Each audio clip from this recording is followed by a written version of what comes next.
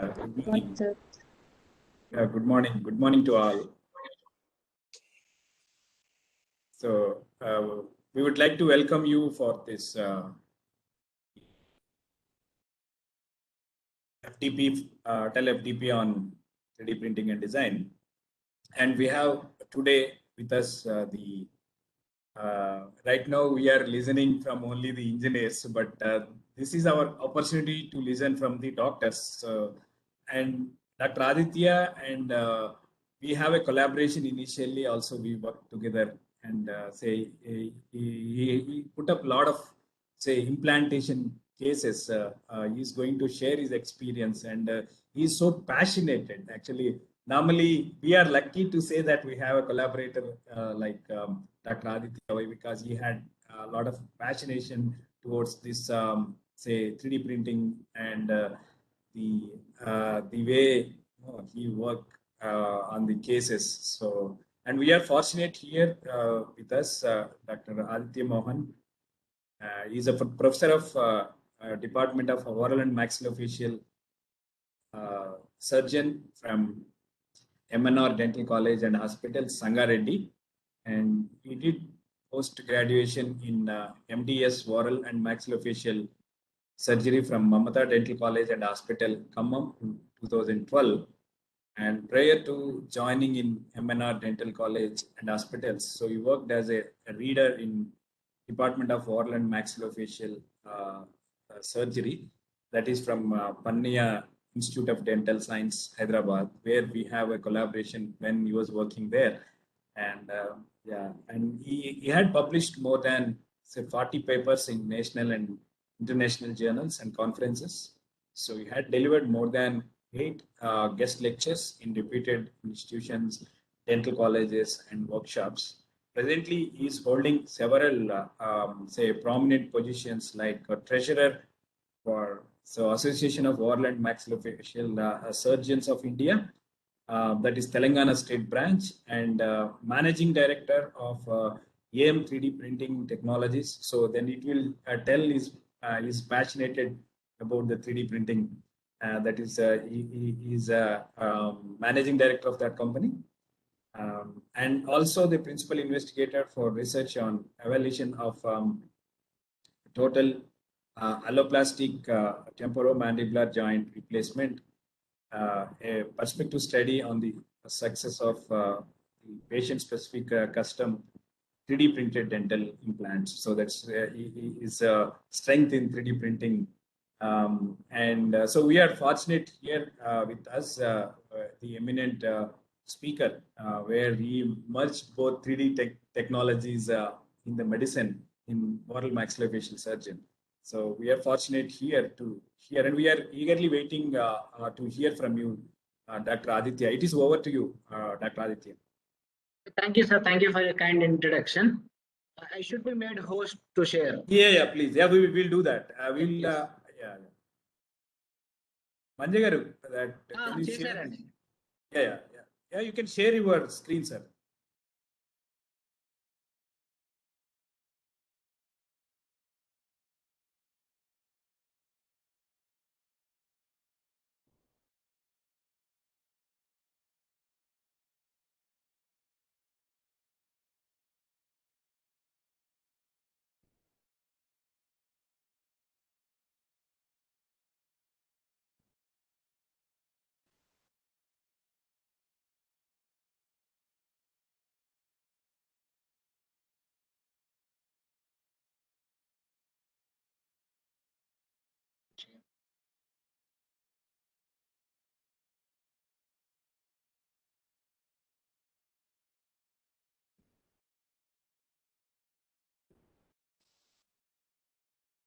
Sir, no, it is not.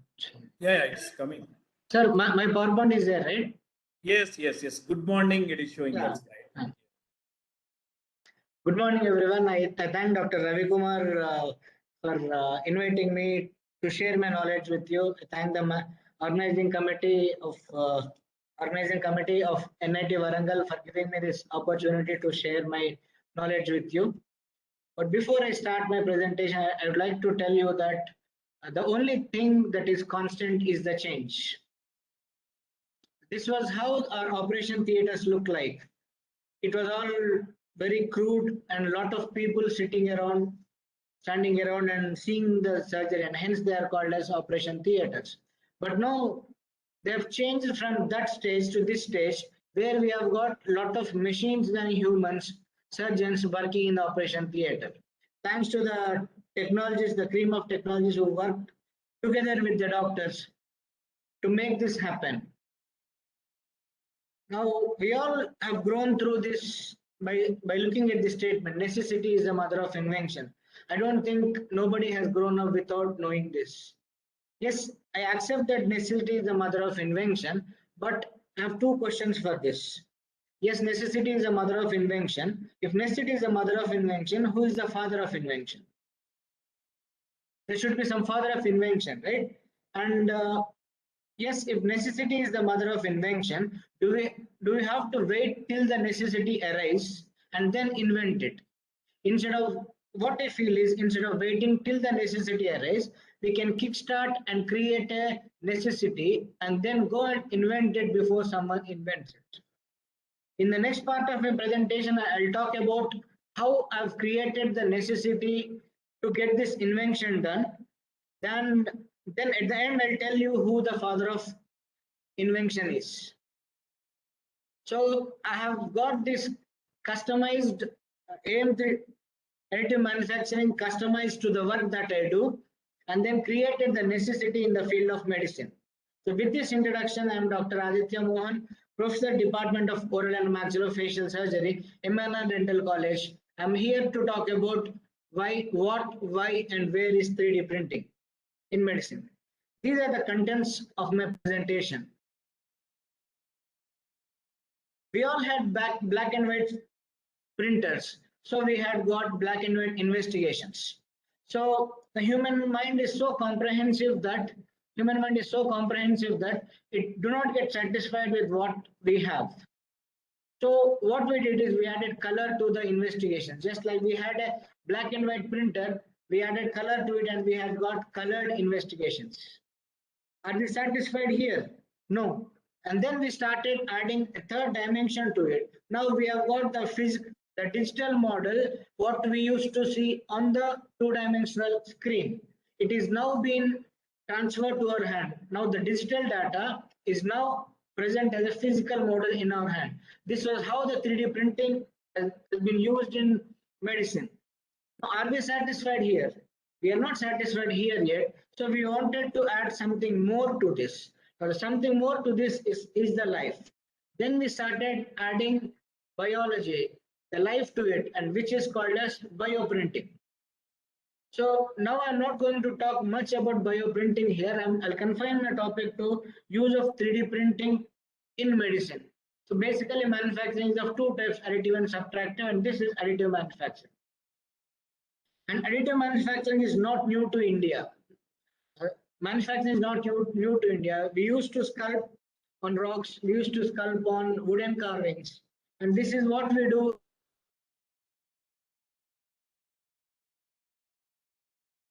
A cuboid of wax and we carve the teeth like this. So we subtract, this is called subtractive manufacturing. And then we also do additive manufacturing by using resins. So we don't machine it, we use it by our hand. So, but where is this 3D printing applied? It is being applied from pin to plane. It could be as simple as this, we can print a razor with this, or it could be as complex as we can print a car with this. It could be as complex as this. We could print a home or a temple, or we could print jewelry, or we could print on paper. It could be as coarse as these are the composite printings, and then it could be as smooth as this. These are the lens used for replacement in the eyeball, or it could be used as a camera lens also. It could be as smooth as this. Having said this, what is the need of 3D printing in medicine? We all are humans. When we look, the person who is sitting next to us, they are almost alike, but not exactly the same. Their anatomy is completely different from our anatomy.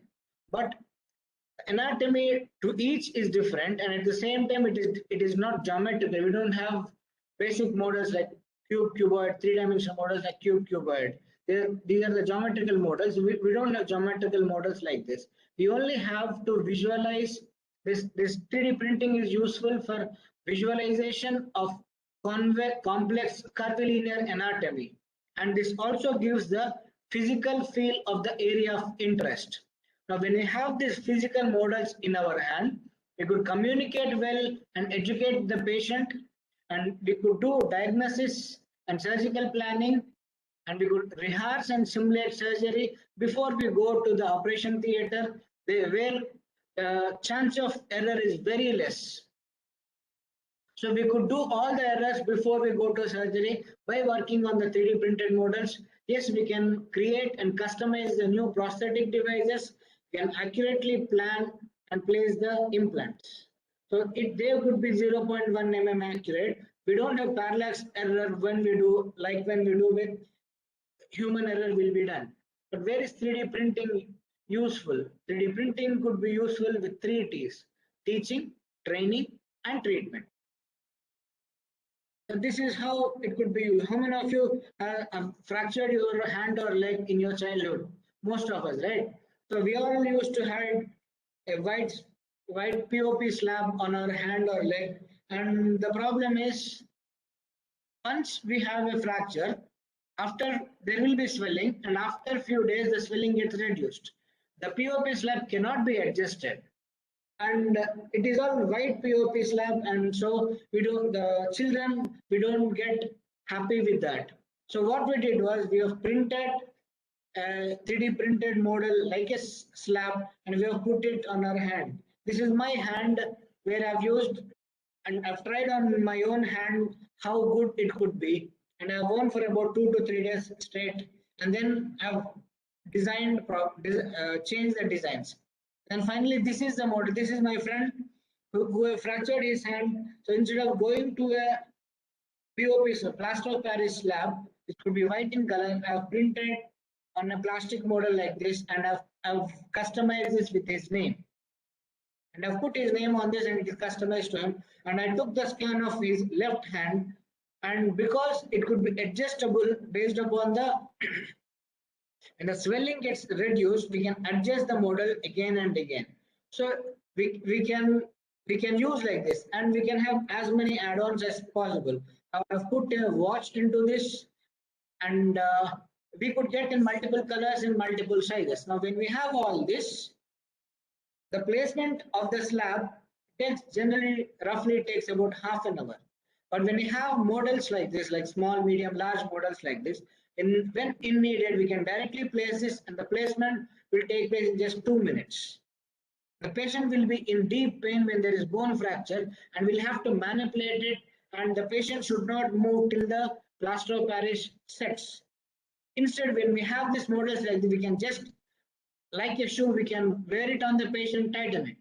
It takes about 2 minutes time, and we need not wait for about half an hour till the setting time. And especially this is useful in children, where they will not, because of pain, they will not sit quiet. They'll keep moving, and the POP doesn't set properly. So when we have models like this, and then we can have designs of their own favorite cartoons, so that the child could wear it with love, and he will not complain in the home. And this POP models should be worn for about 1 month. So the complaint of the child will not complain, and we have multiple colors and multiple cartoon models on this. So the patient will not complain, and he can wear it for quite long. And we can use spine could be replicated. These are the cranial implants for replacement of lost bones on the face. And yes, this is bioprinting, which is possible. This is the first spine implant made in India for replacement of tuberculous spine. That was the first 3D printed implant that is placed in India. This could be useful for scoliosis. Scoliosis is lateral bending of the spine. All this patient would be bent onto one side. To make them back to the right position, we can make these splints and place them for quite long, so they can stand straight. We can use it for joint replacements, like we can print in joint replacement, finger replacement, nose replacement, and ear replacement. Anything could be possible. And this is the new invention which is called a 3D printed tablet. Back home, we could see our elder grandparents taking about 5 to 6 tablets in a day, and they get fed up with number of tablets they are taking. So, and they'll have to use it for about quite some time, for years together. Instead, we can prepare a customized tablet to that patient. So, for example, Aditya is taking about 6 tablets in the morning and 5 tablets in the night. We can print a tablet with all those combination of 5 tablets to make it one tablet, one in the morning and one in the night. And hence there is good acceptability of the patients, and the patients will not miss the tablets. And hence 3D printed tablet could be used very well, and the pharmacology people are working quite on this, so that this tablet could be a game changer in the future. The combination of all those 5 medications will be there in one tablet, and the name will be printed on it. So we need not go and buy tablets in the medical shop. We can order from the company to that particular patient. So it is Aditya's tablet. So there is no confusion from morning and night, only one tablet, and hence the acceptance of the patient is very much enhanced by using this 3D printed tablet. Now let us go back to our dentist where this is my field. Now we are printing digital dentures and making these designs so well. This is from internet, and later I'll show my cases how I have done. Now this is the first 3D printed jaw replacement in the world. From one side to the complete jaw is being replaced on a cancer patient. She's doing well since 8 years, since 8 years. Now these are my cases. I'll start from simpler cases to large, highly complex cases. Now this is a case of a tumor on right side of the lower jaw. Now the holes that you are seeing there is the tumor. There is a lot of bone lost here, and now when the bone is lost here, once we'll have a printed model. Now all these days we are dependent on a 2-dimensional X-ray. Now when we have a three-dimensional model in our hand, we can explain well to the patient, so that patient also understands well what is the definition of the problem, how much extensive the problem is, and hence the acceptance of the patient for the treatment is highly enhanced. Now defining the design. Now this is a case of 80-year-old child with a big tumor on the left side of the lower jaw. You could compare it from the left side to the right side. Now when we have the physical model in our hand, we can move it all around in all the dimensions and see this problem from all the sides. And that is a big tumor hanging on an 80-year-old child. And now we'll have to define the problem. Now this is the extent of the tumor, and we can plan the design of replacement. Now we can remove it easily, but replacement is a problem, and hence we can define the design beforehand when we go to the surgery. Now adding dimension to the pathology. Now these are all slides that are to be seen under microscope, and we don't have so much of interest in seeing under the microscope. So now what I did is I've printed that slide picture onto this. These are called like lithophanes.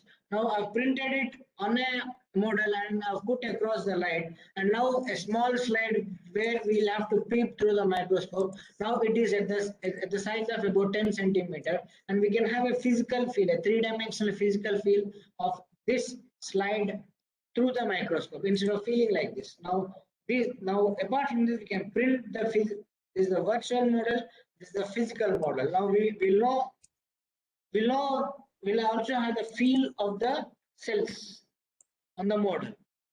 Now we have seen from visual to virtual. Now I'll tell how virtual could be made to physical. Now in this pathology, we'll have to peep through this microscope, and at a time only one person could peep through this microscope, or we'll have to use a larger microscope with multiple lenses, which costs about 75 lakh rupees. Instead, I've come up with an idea of putting a stand onto the model, and the stand will have a hole with the exact place of the camera of this iPhone. Now, when iPhone could be placed, when all of us could see together into this. So the same slide we could all see is peeping through the microscope. We can see this all together, and once it is on microscope, we can broadcast it on the screen through Wi-Fi. So all of us can see, and the same slide, same point on the slide could be seen in the class. Now, going to the complex surgery, this is a case of a fracture on left side below the eyeball. Now, when you compare to the right side of the patient, left side of the patient's volume is increased. When the volume of this eyeball is increased, the eyeball will sink inside, and hence there will be a problem with the sight. Patient cannot see properly. So what we did was we wanted to decrease the volume of the left orbit. So what we did was we'll have to plan and design a mesh like this to decrease the or limit the eyeball to be sunken inside. So this is a titanium mesh to be made, and now it was done prior to the surgery on a 3D printed model, which exactly simulates the anatomy of the patient. Now, when you take back the patient to surgery, you can directly insert it within few minutes underneath the eye, and it could be, otherwise it would take about half an hour to 2 hours. Instead, we can directly place a pre-bent mesh like this into the eye of the patient, and it takes about 10, it saves about 40% of the surgical time. Now, when we have a multiple fractures like this, now this is the designed model. On the left side, you see a designed model, a CAD, and then this is the printed model.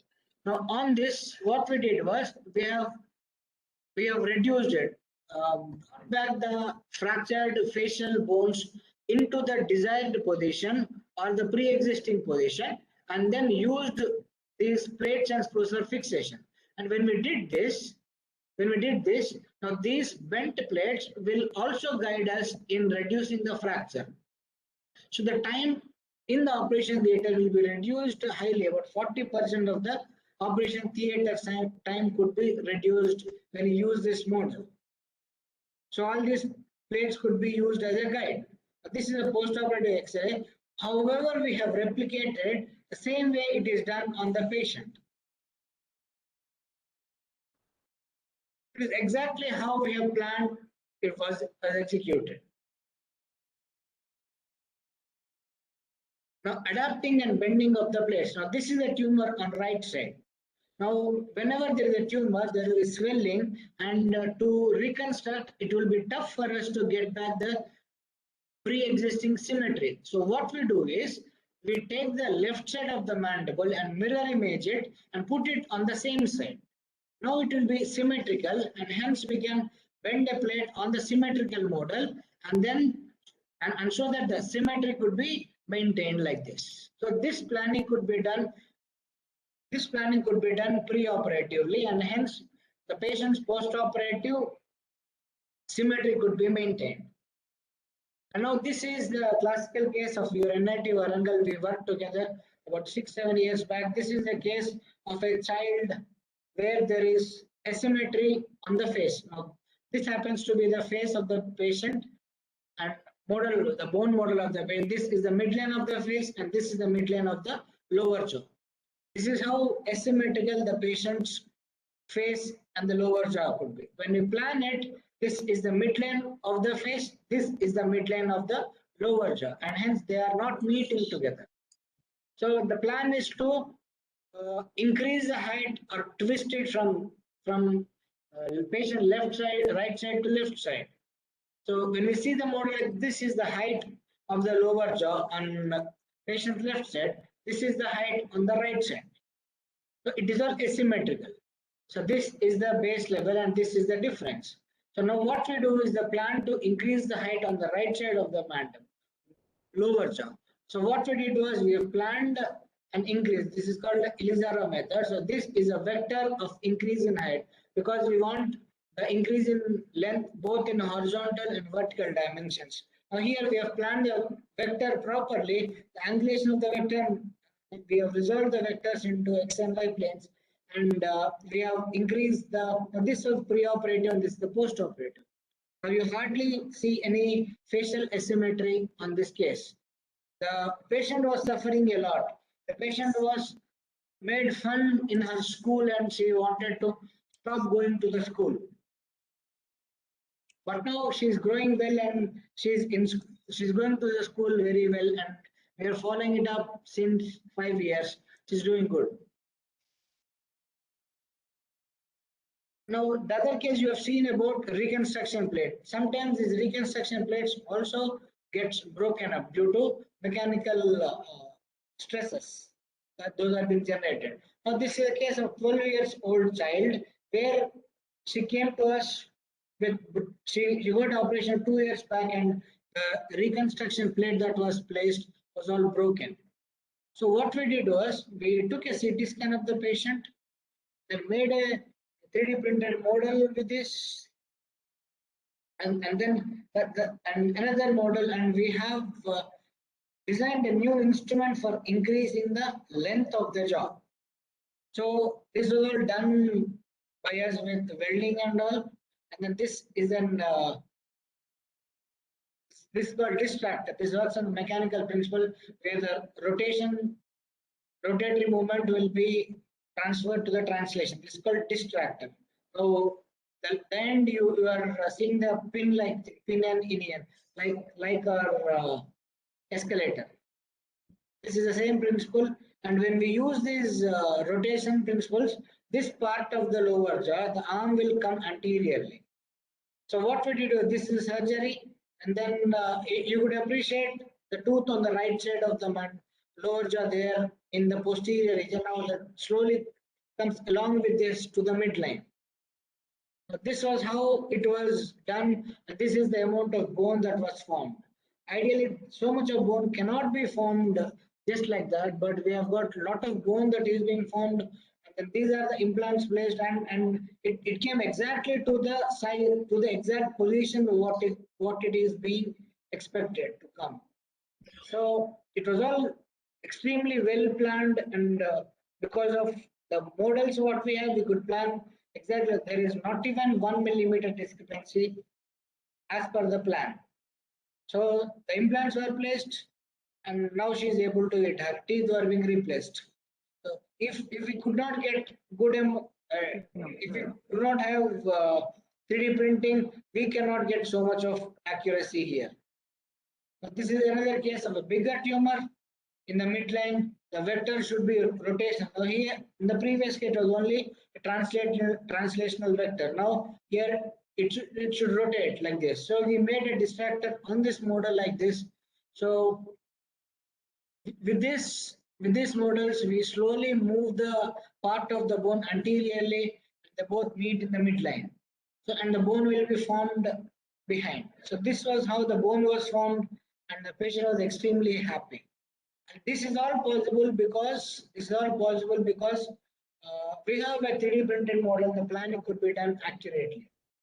After this, we can teach the students, the postgraduate students, and this so that because some private hospitals do not have a lot of cases for practice of the postgraduates or the doctors. So what we do is can give these models and make them work on these models as if they are working on the patients.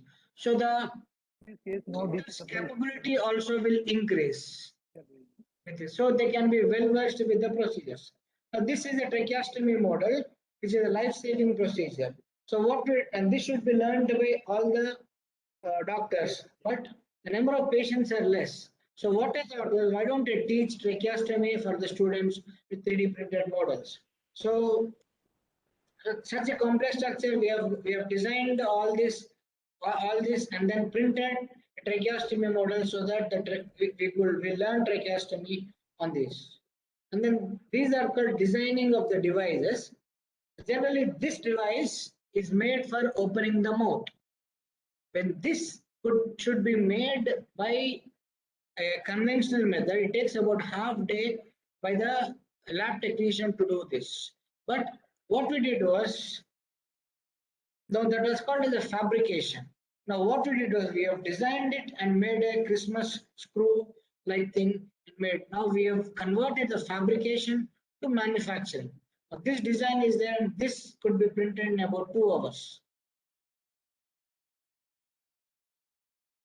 This is called Trismus screw. The fabrication takes about 8 hours to 10 hours. The manufacturing takes about 2 hours to print. And this could be used on the patients like this. So this was tracheostomy model that I was talking about. I've printed all these anatomical structures, designed all these anatomical structures, and then this is the CAD assembly. To teach the students about structure of neck, anatomy of neck, it takes about 3 to 4 classes for the students to learn. But when we have the models like this, CAD and CAM models, the printed models, now this is a negative replica, and now these are a printed model. This is the trachea, the windpipe, the negative replica, and this. Now it is like building blocks. When you give all these models to them, they will know exactly where each anatomical structure exists. So it would be, the study will become a play for the students. So they could arrange like this.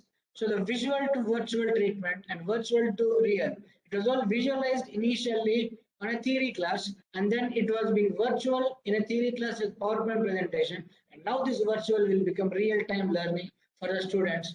And the learning of students for 3 hours could be done in 1 hour. And this learning, the student cannot forget in their life, because they have almost opened and closed the neck of the human neck, and hence the student will never forget this all through their life.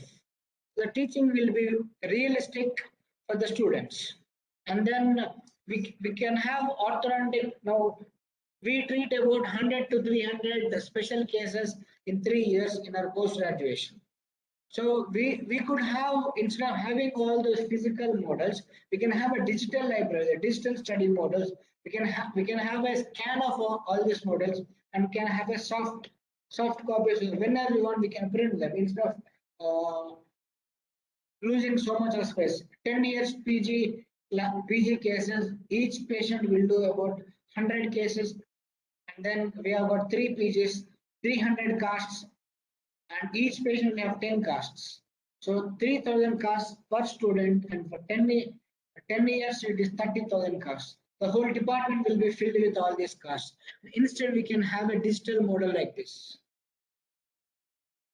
And this is the case from your department DST project, and this is probably the 3rd temporomandibular joint replacement of the country. This is the case where we thought we should replace her joint. She's about 19 years old, and we should replace her joint. We took the opposite side of the patient dimensions and transferred it to the same side. This is the condyle model, condyle implant. The fossa also has been transferred from one side to the other.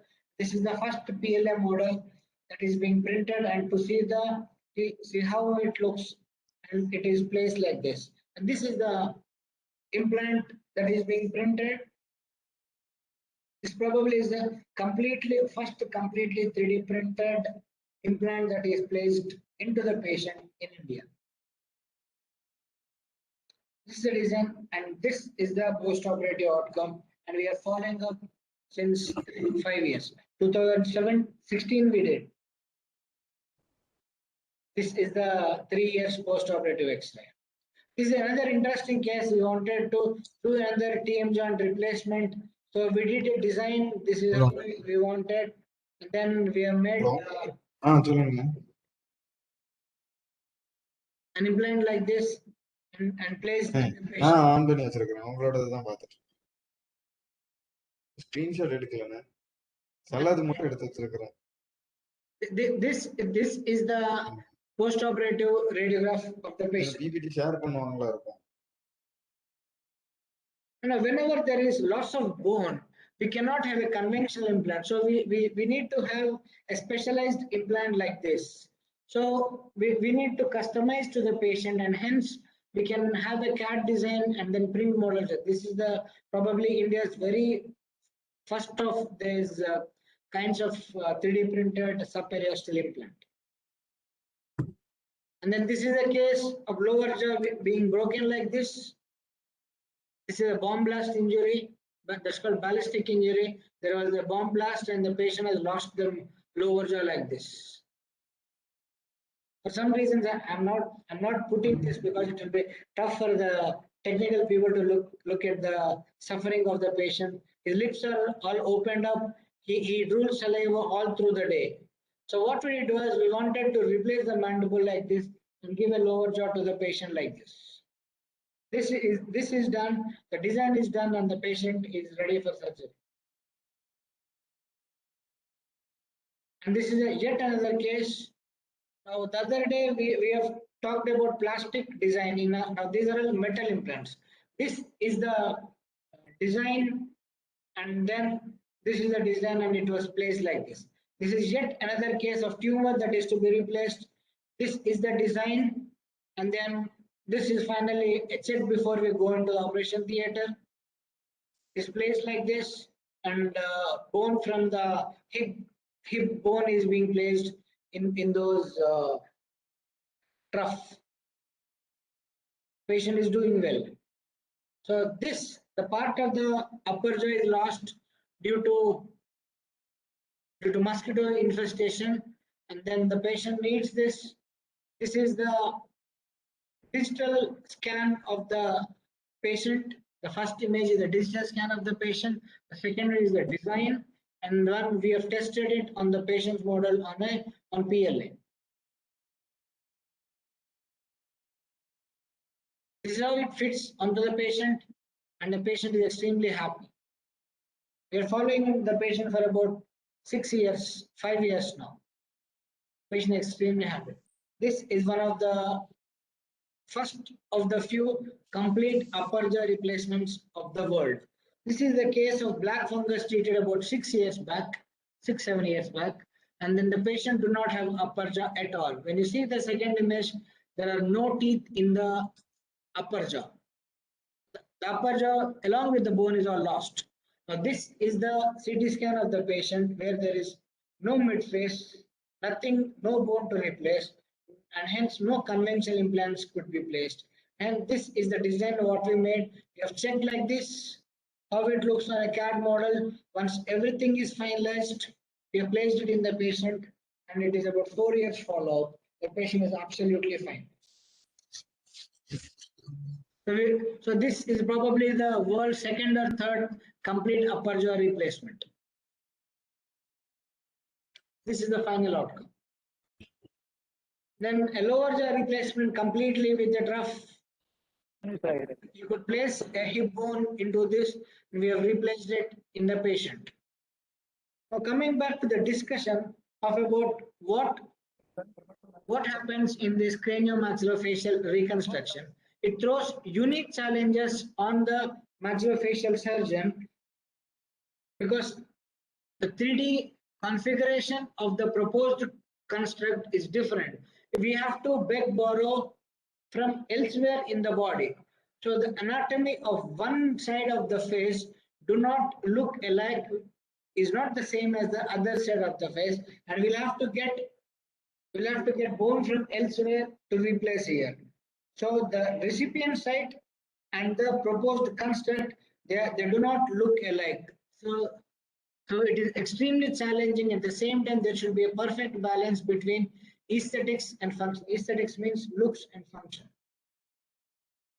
Because facial reconstruction is beyond anatomy. It's not just anatomy, it's not just function, it's not just aesthetics, but after all, it is your face. And hence, you'll have to be very much careful in these reconstructions. And why do we need this technology here? Is all these years we are relied upon two-dimensional imaging of a three-dimensional object. The anatomy was irregular and it is uniquely shaped, where the donor and the recipient sites are completely different. So virtual surgical planning, CAD/CAM technology and 3D printing are exciting technologies which could transform the outcome of the patient.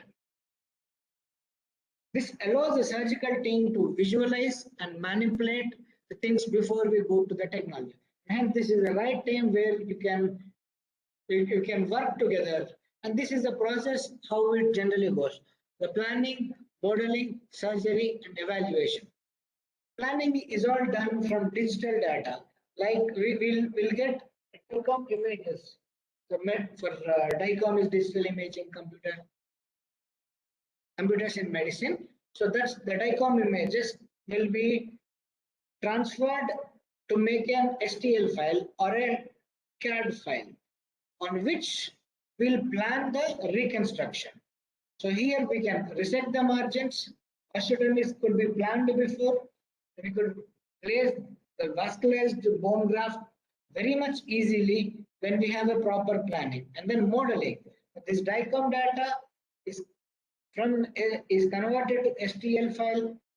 Then it is converted to 3D models. And then the area of interest and cutting guides are prepared, and the plates were pre-bent on these models. Coming to the surgical part, when we use these pre-bent plates and guides with the templates, the surgery becomes easy for us. We can just go and do the surgery within no time. The time is about 40% decrease in the time. How do we evaluate it is we'll take a post-operative scan of the patient and see whether it is exactly matching with the preoperative planning, or is there any error in the placement of surgery. So by this 3D printing, we can also evaluate the surgical part also. So we can be more and more precise, and the chance of error will be decreased to less than 0.1%, which is highly hypothetical while performing conventional surgical procedures. We can quantitatively and qualitatively evaluate by superimposing the preoperative planning to the postoperative outcome.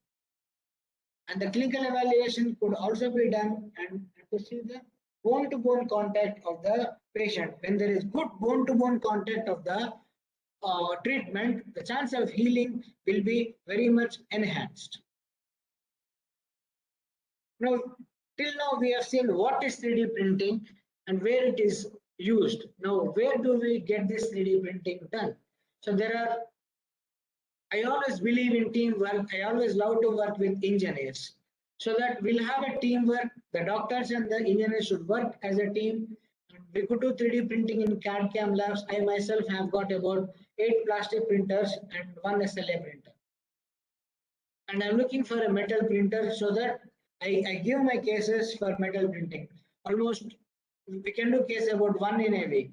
And these are also available in maker spaces outside. The advantage is it is the exact representation of the anatomy of the patient. There is the printing will have about 0.1 per 0.1 millimeters accurate, and hence it is the exact representation of the anatomy of the patient. The valuable learning opportunity for the new surgeons.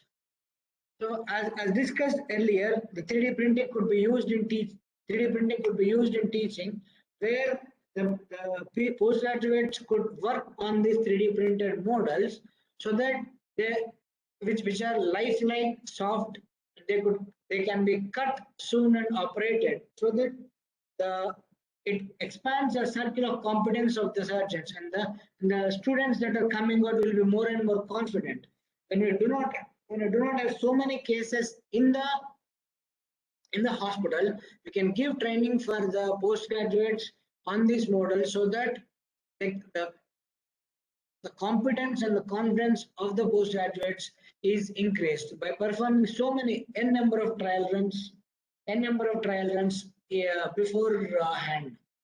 And what I see is they probably could replace the animal and cadaver dissections in the future, because animal dissections are complicated now. Initially, we used to, in intermediate, we have worked on earthworms, cockroaches, rabbits, but now there is a lot of legal issues on working on animal models like frogs and all. The people from Blue Cross will stop us from learning on the animals, and we and the future generations present now will have to directly operate on a human without operating on an animal. How tough it is to digest. The first operation is by the doctor is done directly on a human, on a living human, than a cadaver. Cadaver is a dead human. We should not work on cadavers. We should not work on animals. If we do not work on animals, how do we get the feel of cutting the tissues? When you have all these legal issues, 3D printing will come to a rescue where it could print models like animals, like the tissues, like dead persons, so that we will work. So there will be no legal issues. So the Blue Cross people will come and talk about. They talk about killing the animal for scientific research. It is all injustice, and then they go to KFC almost alternate day in a week. It is so hypothetical. Their behavior will be so hypothetical, and the learning for the doctors is all lost. So this 3D printing will come into rescue for us so that we can print animal-like tissues, human-like tissues, and we could learn well before we directly go and operate on a live patient. The competence and confidence will be very much enhanced by postgraduates. It will be really tough for us to go and operate on live human. Our hands will be shivering because this is the first time. So all this could be overcome by 3D printing when we do all this before. Yes, like any other technology will have disadvantage. This will become more and more technical. There will be less of art, which should be managed very well, and there should be there is no modification that is possible once we cut the tissues. But we can reprint it again. So it is not a big problem, but just for completion's sake, I put these disadvantages. Now, till now, when you see all this, you will be very much fascinated that you can do anything with 3D printing. But as any technology, it also will have its limitations. Its limitations are based upon the CT scan, 3D modeler, and rapid prototyping machine. Now, the CT scan, it is where it is taking the photograph. To make you easily understand, a VGA camera, a 2 megapixel camera, 40 megapixel camera, and 1000 megapixel camera. The image that is captured will be greatly enhanced. Even the smaller details are being taken up by a 1000 megapixel camera over a VGA camera. So the CT scan is like this. It just takes the pictures. It is only copier. So what happens here is whatever picture, the anatomy that is being scanned, if that is not proper, the expected outcome will be very much poor. So the CT scan machine should be perfect and accurate. How much ever. So generally what we talk about Fritz and gantry, tilt and all. There is tube volume, tube current, all voltage. All this will work in capturing the images.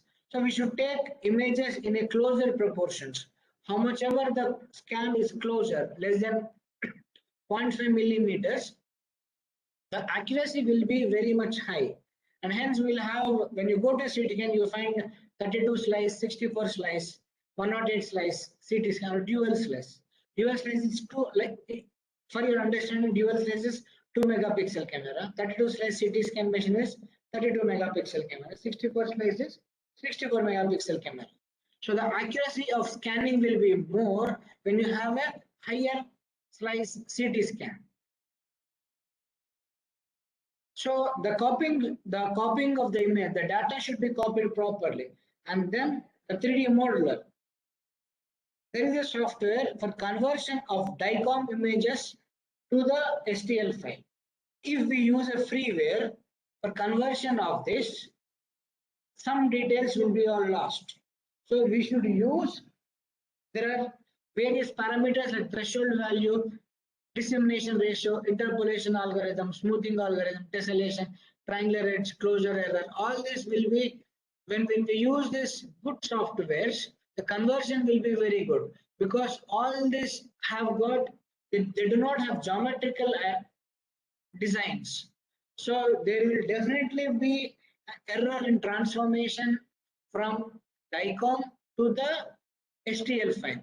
And hence the modeler will have a problem here. So if the modeler is not good, conversion to an STL file will be hampered.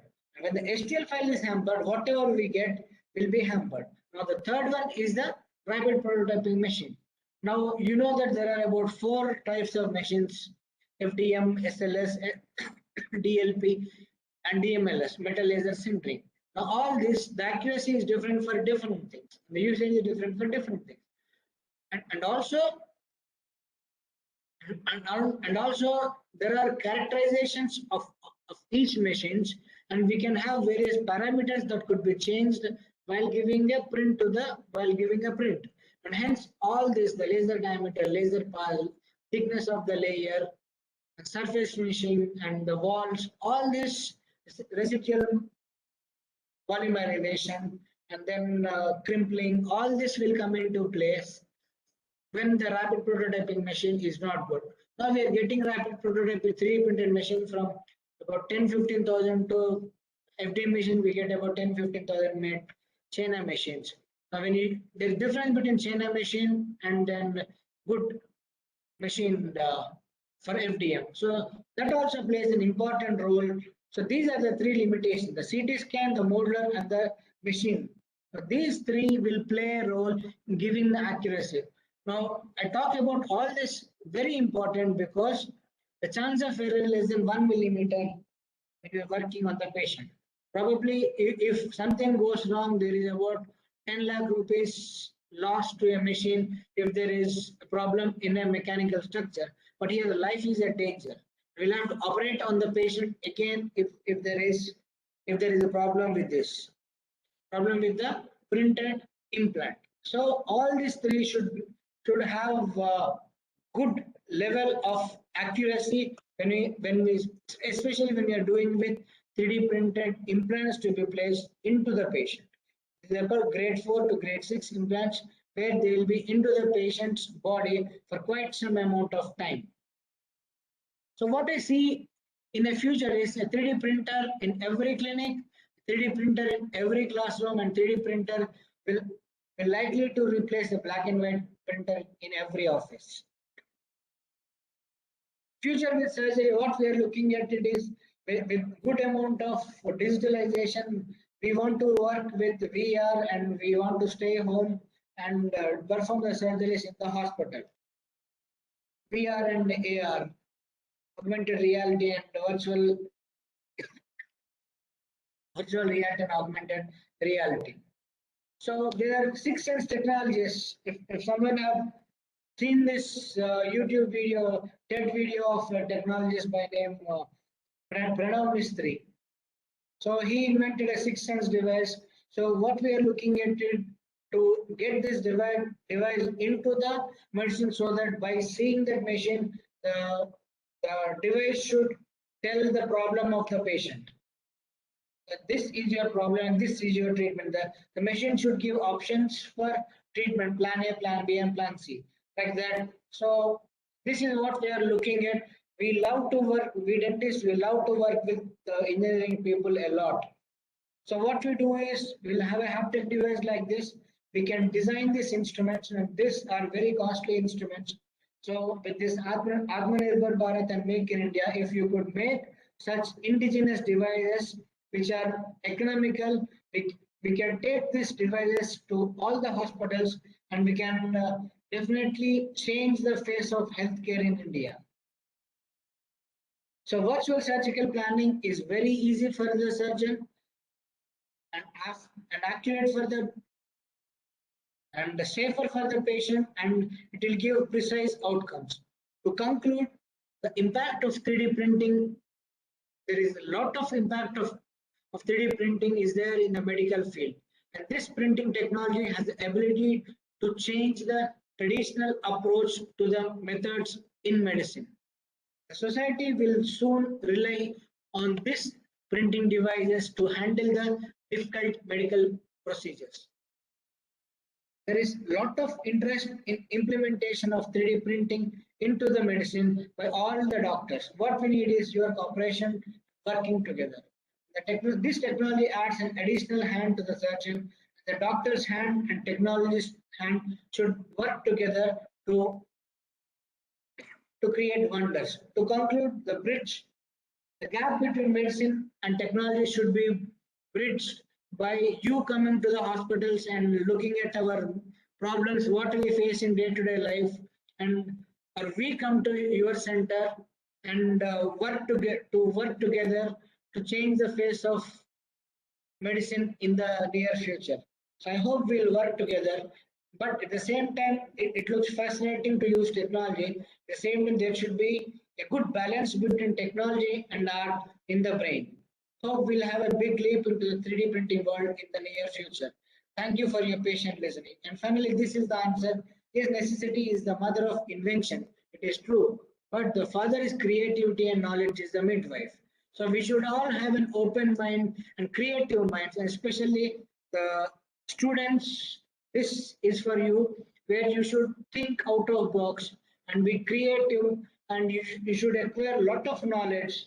And this knowledge will be the midwife for your invention. Invention will be your child. Necessity is the mother, and father is a creativity.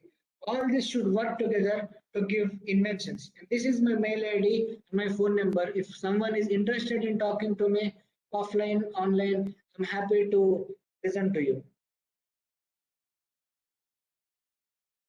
Any doubts? I'm happy. Any clarifications required? I'm happy to answer your questions. Yeah, thank you, Dr. Aditya. So then the session is now open for the discussion. If somebody is having some questions or clarifications, suggestions, comments, so you are most welcome, and you can interact with Dr. Aditya. Hello. Good morning, sir. Good morning. Tell me. Sir, Introduce yourself. You introduce sir, yourself. yes, I'm Abdul Wahab Hashmi, a PhD research scholar in MNIT Jaipur. So Okay. I'm also working in the post-processing techniques for additively manufactured part. Okay. Yes, sir. Just I wanted to know that if you are post-processing for bioimplants, additively manufactured bioimplants, so how will you test the biocompatibility? Biocompatibility testing should be given from your side. Yes. The machine what we are buying should be biocompatible. There are many metals that are being used in medicine, starting from cobalt, chromium, stainless steel, and titanium. So we have got medical titanium powder differently than a normal titanium powder. Yes, sir. So for your easy understanding, 916L is the biocompatible stainless steel. And this titanium titanium alloy, what we are using, there is different composition for biocompatible medical alloys. That could be given by the testing authority, and we will not be able to test that. The machine will give the certifications. Okay. The powder, the certification should be there for both powder and machine for this biocompatibility. And the government of India should give the certifications. Okay. The process of FDA, Food and Drug Administration of India, should go through all this. Okay, sir, if you are processing for any mechanical process like grinding, knapping, or any abrasive-based method, so whether we have to test that it can be cause any toxicity after implantation. So what things do we keep in mind for avoiding The this? tissue reactions, because the metal once it is placed out. See, for example, a metal pole that is being installed as a light lamp, Yeah. it will not be the same 10 years later, right? It is being exposed to a lot of insults. Those we call it as insult. In the human body, we call them as insults. See, for example, an iron light pole standing outside. It is Yes, sir. exposed to humidity and it rusts. Likewise, there are many changes, chemical insults that happen, both mechanical and chemical insults that happen to the implant that is being placed. The mechanical insult could be studied by finite element analysis, Okay. fatigue resistance, breaking resistance, and all. So based upon that, the design could be altered. Okay. So you know how much force the human could give, right? Okay. Based upon the weight, you know the highest weight of the, see for example, when we are replacing the knee joint of a patient. Right, sir. Okay. So the weight of the patient is all concentrated on the knee joint. And when we move the knee, there is cycling that is happening. So we can have a cyclic fatigue and all these values we could get. So that's the mechanical thing. The biological thing is it is exposed to a lot of chemicals, the blood, the tissue, and each patient will all the patients will not react as the same way. So you'll have to think about all this, and the biocompatibility test should be done starting from lower animals like rat, rabbit, dog, sheep, monkey, and then human. The biocompatibility tests are all done like that. Right. All these are done by the company which is giving the powder and the machine to you. Now, all these years we are all importing 3D printed machines from outside. But now recently India has made biocompatible 3D printing machine and we gave to some other country. So the company is giving, there are about 3 to 5 companies who are making biocompatible metal implants, implantable metal implants into the humans in India. So Yes, if you want to work like that, we should collaborate with those companies, and certification takes a lot of time and investment. Instead, we can collaborate with them and get the metal implants done from them. Right. Oh, okay, sir. Got it, sir. So one more question, sir. Please. So can we reduce the cost of the implant if you are by using any coating method? So if we keep the low cost base material will be a low cost and we use the coating. So Like titanium will it work? coating. Yeah, will it work or No, we generally look for surface only, but now coating will take another machining, right? right? So it is a second method. Now, instead of working on two different materials and the properties should match, elastic properties. I'm talking about elastic properties. Both elastic properties should match. So, for example, if we replace a knee joint, inside internal structure we have stainless steel, and outside we have titanium. Right. Right. So Right. the parameters are changed. Right. Right. It Right. is not the same. So if it is exposed to higher temperature, the the the titanium, the coefficient of thermal expansion of titanium is different from that of stainless steel. Right. So the chances of failure of the implant will be more. Right. Right, sir. So though we don't get exposed to higher temperatures, Right, sir. most vivid temperatures, but still there is little expansion, and hence that will not generally check it in our laboratory setting before we insert an implant. So we are adding another parameter which will change the outcome. Instead, we can try to get down the price of the titanium powder and the machining techniques. You can, there are sintering could be done by many methods: laser sintering and atomic electron beam. Right. Right. So we could change those techniques and to get the cost decreased. Yes, sir. Okay, sir. Got it, sir. Thank you, sir.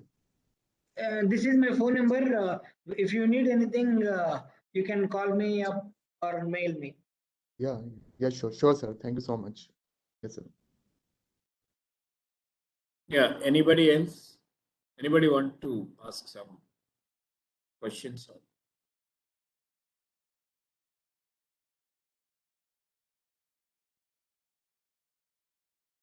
Hello? Yes, sir. Sir, hello, sir. Yes. Tell me. Yes, Uh, please. Just I wanted to ask about 3D printing of tablets. Is any research going on in India Yeah, on 3D printing tablets? pharmaceutical companies are doing that research, 3D printed tablets. But Okay. that takes a lot of time to come out to test on various animals and all. The 3D printing is not started just 5 years back, right? Like metal 3D printing. It is there since years. For us to come into daily practice, it took about 3.5 decades. So 3D printed Yeah. tablet is a very new one. It started about 3-5 years back. It takes about at least 5 more years, because if we Okay. if we have to put in a car, it is different from if we have to put it into a human. So it takes a lot of experiments, because there could be long-term effects on the human life. So we'll have to wait for them for at least 3 to 5 years once we give it on humans. We'll have to check them, monitor them Okay. regularly. So it takes a lot of time. Not in next Yeah. at least 3-5 years we could see a 3D printed tablet. Okay. But definitely in the next generation. And okay, sir. And is it we are going to use the existing machines what are available, or we need to design new type of It's machines? a new type of machine, definitely. Okay. Thank you, I mean, yes, we can have, see, some of the machines work with pellets, some of the machines will work with filaments, some of the machines will work with powder. So likewise, so what type of chemical what we have and the availability of chemicals. So for example, some paracetamol could be a powder, some other could be a liquid. So based on some could be a composite. So people are doing on clay printing also. So based upon what we have and how do we fuse these two chemicals together into a tablet without damaging their chemical properties. So likewise, there is a lot of scope in designing new machines for making a 3D printed tablet. Okay. Thank you, sir. Yes, anybody?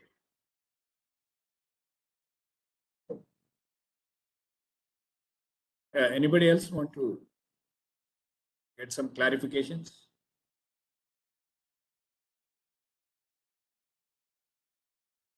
Jagdish, do you want to ask?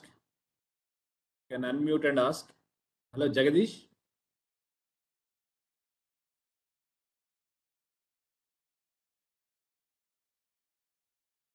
Dr. Aditya, there is a question in the chat box from Jagdish. Okay, sir. He had some mic problem. So can I read out? Yeah, please, sir. Yeah, then what is his question is, so how to use this technology in cerebral palsy disease? Yes. Yeah. The reasons for cerebral palsy are many. There are many reasons for cerebral palsy. So if you are looking at cerebral palsy patients, so for example, cerebral palsy, the treatment could be by medicines. One treatment could be by decreasing the pressure within the brain. Treatment could be by improving the function of the patient. So for example, cerebral palsy, generally in layman terms, you might see them as paralyzed patients. They will not be able to move their hand. So 3D printing could be useful by giving a robotic or bionic hand to them to work.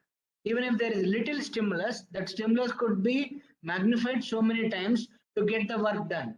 So bionic hands could be made so that we can work with this. And the cerebral palsy patients, sometimes they cannot blink their eye. So we can make machines so that we can blink. They can make them blink their eye so that their eye will not be damaged. How much time you can open the eye for about 2 to 3 minutes? That could be the maximum time. And the eye get dried up. The patient will suffer a lot for closing the eye. They'll have to close it wantedly, and that is a lifetime problem for them. So if we could get some of the functional objects like this, cerebral palsy, even by surgery, there are very little scope for treatment. But if we could gain the function repair the function of the patient, the quality of life the patient lives will be very much enhanced. So you can work on designing the functional aspects of cerebral palsy.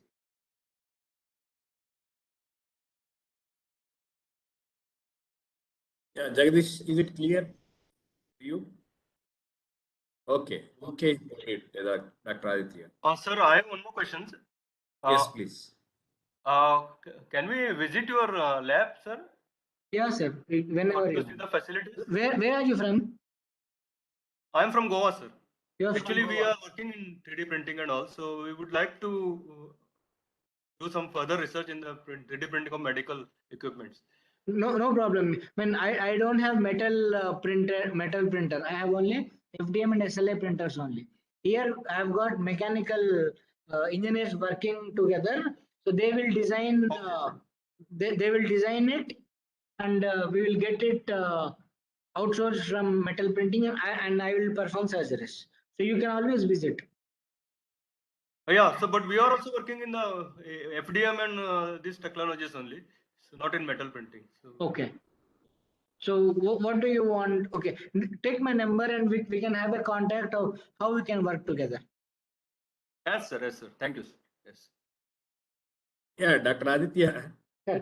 No, actually, I want to ask the same question. Actually, no, you have explained about all the modeling aspect, the 3D printing aspect. So, are you making your hands dirty? Like you are Definitely, printing sir. the parts? Definitely. It's been about 7 years.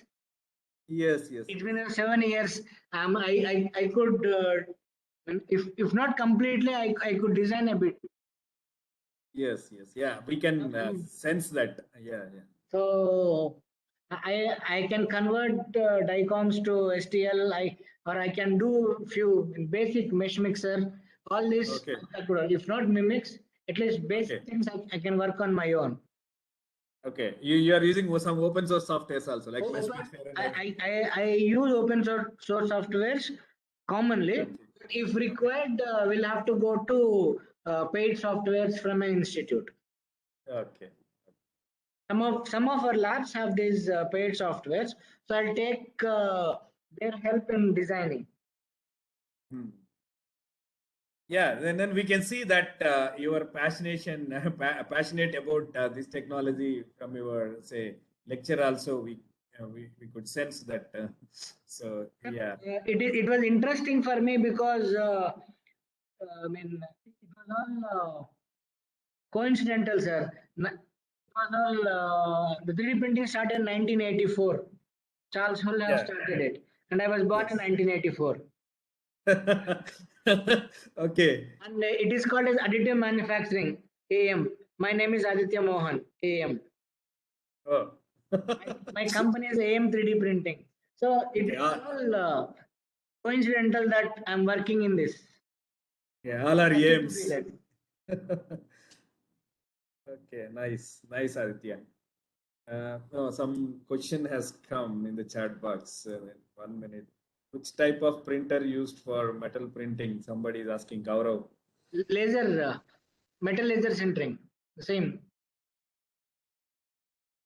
Only thing is, if you have to put it in the patient, the sterilization process, the how do you manage the printer will all be taken care of. Should be taken care of. Because it should also, once we print it, we cannot take with the hand and put it in the patient, right? So if we have to processing should all be in sterilized. If we have to put the same instrument in a car, we need not be so much sterile. Only the chemical and mechanical properties are to be taken care of. Here the biologic properties are also to be taken care of. The chance of error in biological properties is very less. If there is infection, the patient might lose life also. So all this should be taken care of. The sterilization is very important. Yeah, normally use autoclave or Aditya. We autoclave it, sir, but what we expect, autoclave about 99% sterile. But metal implants, we are looking for plasma sterilization. Plasma. Okay. It's called plasma sterilization. or we can have irradiation also. Like there are various UV and IR irradiation, IR sterilizations are also there. That is normally you do it for polymers or polymers you do it for No, that? no, not polymers, not polymers. Metal. Metal only. Polymers we do by fumigation or by formaldehyde. Formaldehyde. Resins we generally put it into the patient's body regularly. Metal is what we replace, and hence metal could be done for autoclave. But autoclave is done at 121 degrees centigrade, much less than the melting point of Melting metals. point. So Yes. we can use it for 15 minutes under pressure of 15 pascals psi pressure. We can use it. So the mechanical properties or chemical or metallic properties won't change with sterilization, but still we are not confident of sterilization because of various technical issues of the sterilizer autoclave machine. So what we get, the metal implant we generally get for plasma sterilization. Okay, that normally you have with you, or then you will be sending it to Bigger hospitals have it, so we have got but whenever they're sending, they'll send in the cover which is sterilized. Once we open it, it is unsterile. We'll have to autoclave it again. Okay. Yeah, anybody have any questions?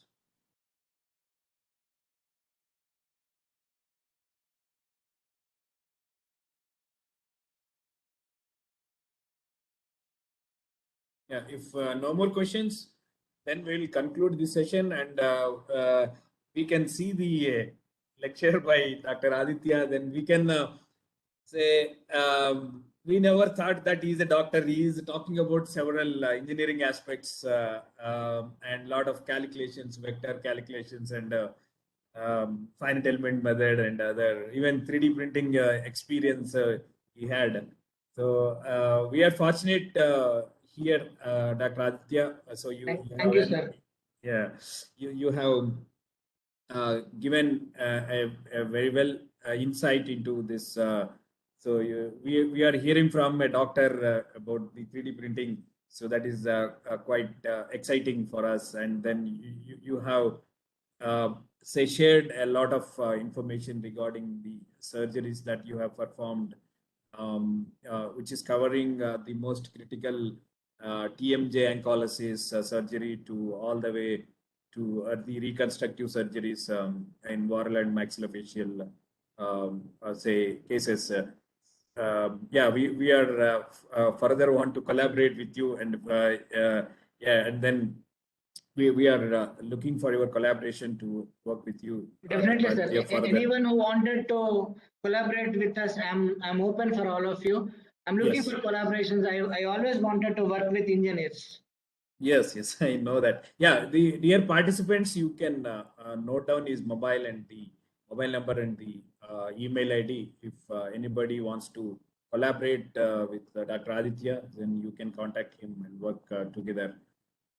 So that's what where the workshop is also, that is the idea, like to collaborate the doctors and the engineers. That's what we coined this, and we invited Dr. Aditya Mohan is one of our collaborator. So, and then he's so passionate about this technology, which we can see from his say presentation and from his words also.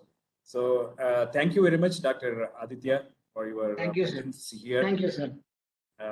Yeah, we are once again thanking you for your presence here at NIT Warangal. Personally, you came here. Sir, I have come for my personal reasons and also for collaboration, sir. Yeah, that's what, which we can see that the commitment or you are passionate about that. Yeah, you are. Yeah, we extend our cooperation in this regard. Yeah, thank you very sir. much. Thank you, sir.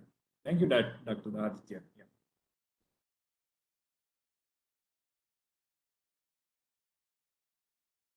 Manjay garu.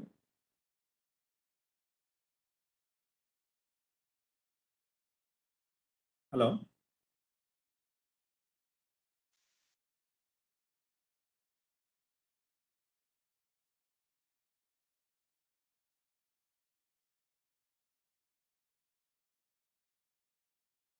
So we can, hello, Manjay Garu, are you there?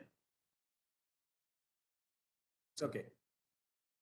Okay, we can break for the, so we'll wait for the next session. So that will be by Dr. P. Ravikumar, the physical director on stress management.